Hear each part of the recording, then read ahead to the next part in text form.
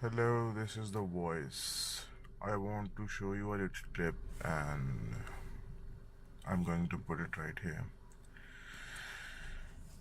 This is going to be a long video and the clip that I showed you that clip hit all of the trigger points in my head. A lot of you don't know what this kid will face and be like in the future. Let me tell you how it goes. To start off, there are some people who exaggerate their problems. Then there are some people who face destructive environmental factors.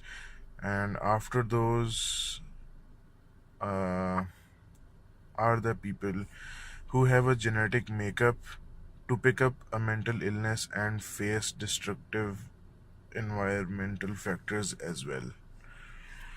When genetics combine with environmental factors, that is the most lethal combination ever. I fall in the last category and I am currently on antidepressants, anti anxiety medication, and antipsychotics. And I am being pushed to an inpatient psych ward, but things were not always like this. I grew up in a household like you have seen in the video. I have an abusive father. I was a kid who was brilliant and was a position holder. The guests who used to come to our place used to say that we wish that our children become so well behaved and intelligent like yours. But my father was always aggressive on a physical level. He used to beat my mother every day, and I would quake in my boots near the weekends because weekends meant no office for my father.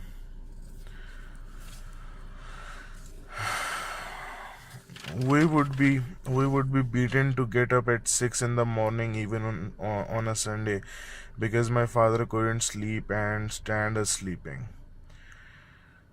I would wake up to my mother crying, her screams, the sound of footwear striking her skin, and I will get out of my room to see her covering her bruises.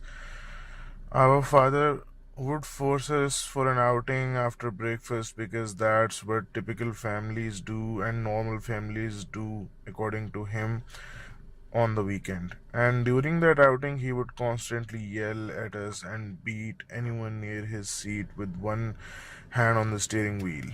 All of this took a toll on me, and by the time I reached my 8th grade, my performance started coming down. He would beat me and my mom and would say that he will divorce my mom if I didn't perform well. This is this is where my mother started beating me too. I used to picture my divorced mother and how I'm doing labor work to support her financially. I remember we had a cane in our house, and my mother was beating me with it one day, and I was hiding under our computer table and was covering my bleeding spots and bruises. After all these years, I still remember those spots where the bruises were and from where I was bleeding. This was the same mother for whom I used to pray and tell God to take my life before it's time for her to die. I was always into cars and I read about them a lot, had technical knowledge, and was in the local car scene. And I wanted to pursue a career in mechanical engineering. And when I disclosed that, all hell broke loose. I was called ugly, was body shamed by my own father. My mother was getting getting a beating every day just because of my career choice. All the beatings were not confined to our house, by the way. We would go to my dad's native area for Eid, and we would be targeted and beaten in front of all the relatives and my cousins present there. And that crushed my confidence. I couldn't make eye contact with any of my cousin. I couldn't make eye contact with any of my relatives. I eventually had to give up and choose my father's field to save my mother from getting beat up, which never worked because she would get beaten up anyway. Well, in my father's field, I dropped out of university twice, attempted suicide thrice. I was carrying my father's genes, so by this time I started losing my own grip. I would hear my mom cry even when she was not around. I would hear my father yell while he was in office. I used to hear doorbells and telephone ringing. I opened up to my cousins who said that I was being extra, and all of this was normal, and that my parents are always right. One of my cousin helped me and told me to go get psychiatric help. I was put on medication, and that's where I chose the field of psychology because I don't want anyone to feel the way that I did. As my profession, I chose psychology as my profession after wasting 5 years. I was in isolation for a whole year where I never left my room.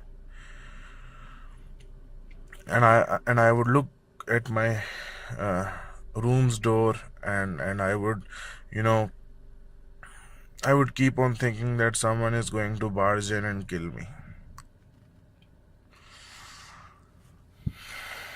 I still feel that there is someone who will come in through the door and kill me. I still feel that my classmates are planning something against me when they stare at me.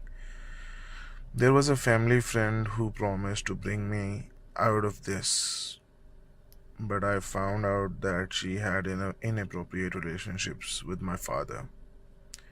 Yes, with my own father. My girlfriend with my own father, yes. Anyways, I went to therapists, but none of them worked. My latest therapist told me not to share all of this, but why not? I want to end the stigma. Silence never breaks the tabooness and the stigma. I can sacrifice myself if it helps in breaking the stigma and the tabooness. I Well, for now, I am being forced to get admitted in a psych ward, which I will resist from the core of my heart because I don't deserve this. I didn't ask for these environmental factors. I didn't ask for these genes in me. I understand that I am impulsive, aggressive, a danger to my own self, but I am not going to get admitted in a psych ward. Our pro Islamic society says that parents are always right, and look where it has got me. I don't know what to say.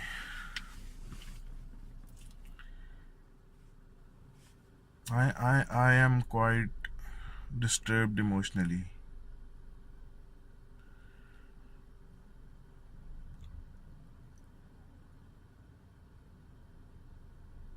That child in that clip is exactly like me,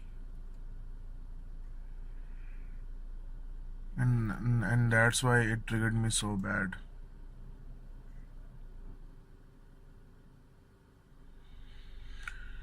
I was always called ugly by my father because I was my mother's son.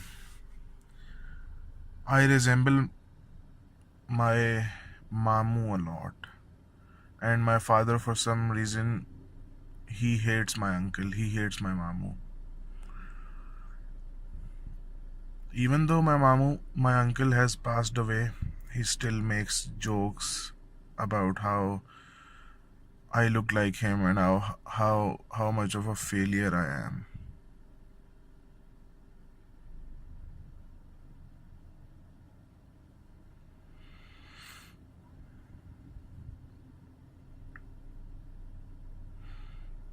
I attempted suicide like 3 or 4 weeks ago, and that's when my psychiatrist tried to push me in a psych ward because apparently even on medication I am not according to them, I'm not perfect. I'm not perfectly all right.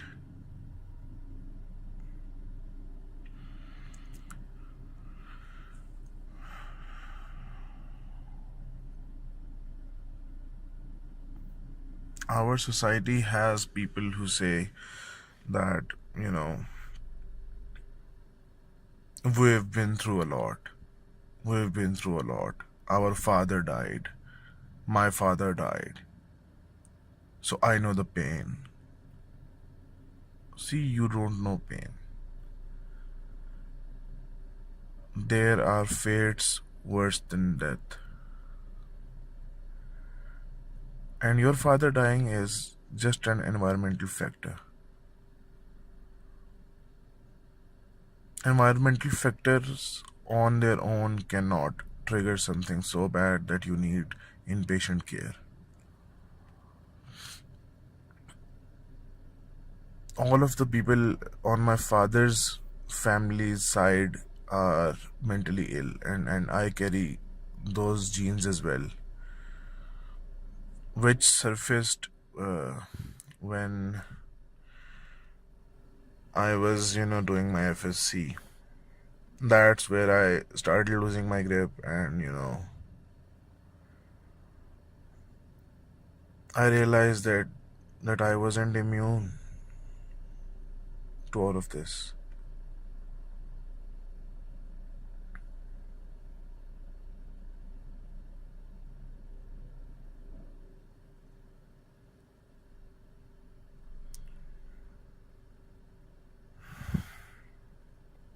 There is a lot to say, but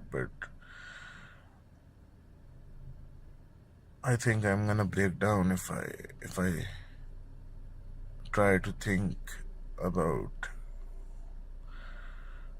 the things that I've seen.